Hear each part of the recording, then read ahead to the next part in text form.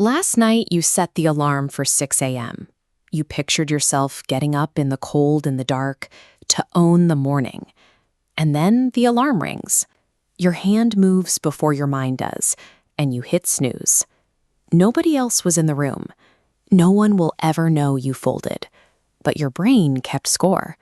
That tiny, invisible broken promise acts as an active withdrawal from your internal tank of confidence. We treat confidence like a weather pattern that we try to summon through motivation theater.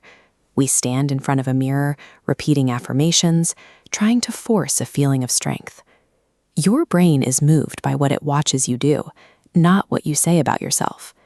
Confidence operates as a rigid, objective ledger of your actions, which is why affirmations often leave you feeling exactly as you did before. When that internal ledger gets low, the ego reacts by overcorrecting. You swear a massive, heroic oath. Starting Monday, you will work out for 2 hours every single day. No excuses. By Wednesday, the plan falls apart. This chart plots the size of a goal against its actual completion rate. When you swear that massive oath, the completion rate almost instantly crashes to 0. This collapse deposits hard data into your mind that your word to yourself is negotiable. The mind learns from this failure.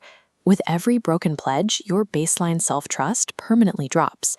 Next time you make a promise, some part of you already knows not to believe it. Trying to be impressive often becomes the exact mechanism that destroys the remaining confidence that you are trying to build. Decades ago, psychologist Albert Bandura set out to find the actual biological origin of self-belief. This flowchart outlines his findings, testing inputs like affirmations and motivation against a central node representing self-belief. They all bounce off. The only input that breaks through is a mastery experience, direct first-hand proof of doing what you said you would. Psychologists measure the space between genuinely wanting to do something and actually doing it. They call it the intention-action gap. Desire alone fails to bridge that void. Vague hopes and loose timelines create the exact environment where promises die. Confidence grows exclusively from evidence, the residue left behind by every word you actually kept. Researchers found a tool that reliably closes this gap, called an implementation intention, a precise if-then plan. This logic gate diagram visualizes the if-then pathway. Instead of hoping you feel motivated at 6 a.m., you pre-decide the action. You remove decision fatigue and momentary weakness from the equation. The ego wants a large, impressive goal. Stoic wisdom demands you focus exclusively on small, controllable actions, shrinking the target down until the success rate hits 100%. You make the commitment so embarrassingly small, you could not break it if you tried. Don't promise to read a book. Promise to read one single sentence. Don't promise a 5-mile run. Promise to put on your shoes.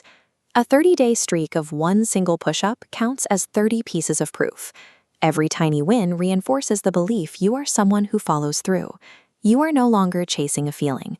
By stacking these microscopic wins, you are industrially manufacturing the exact raw material that confidence is built from. Maintaining an unbroken chain of actions dictates your ability to withstand pressure when life becomes difficult. This chain link model illustrates a 2025 study tracking hundreds of student athletes. The researchers found the strongest connection in the entire sequence was between a person's self-belief and their overall life satisfaction. This internal track record forms the psychological reserve required to handle stress and stand back up after a failure.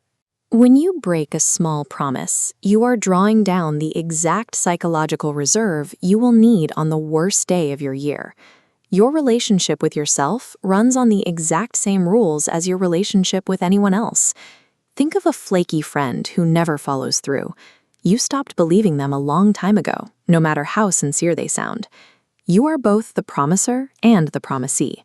Self-confidence is an internal reputation. Impressive promises are large, public, and fragile. Reliable promises are small, private, and unbreakable. Stop trying to build an identity meant to be admired, and start building an identity meant to be kept. Drop a comment below and declare one laughably small, undeniable promise you will keep tomorrow. Write it down where I can see it. Make it real. Keep that promise to deposit one piece of undeniable proof. Rebuild yourself, one pebble at a time, until you realize you have become someone you actually trust.